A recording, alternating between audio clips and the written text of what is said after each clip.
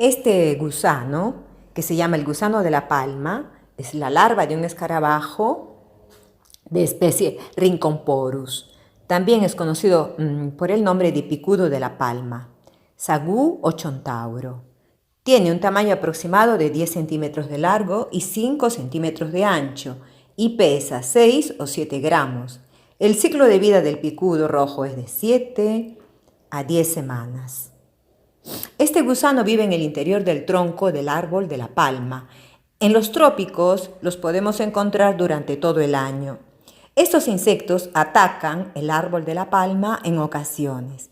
Las palmas que se han caído sirven para sitios de reproducción y por esta razón a menudo se talan intencionadamente. Esta práctica es común también en el Amazonas.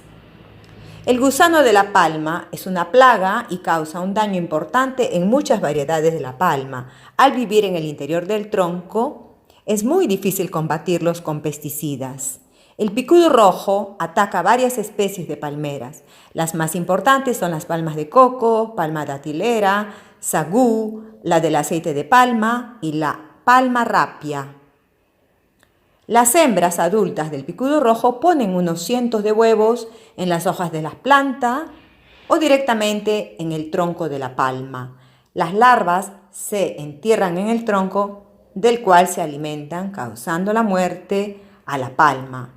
El picudo rojo de la palma es frecuente en la mayoría de los países asiáticos y en Medio Oriente.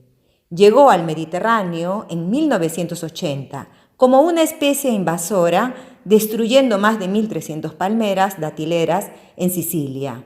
En agosto de 2009, el escarabajo también se ha extendido a lo largo de la costa mediterránea e invadió parte de Italia y España.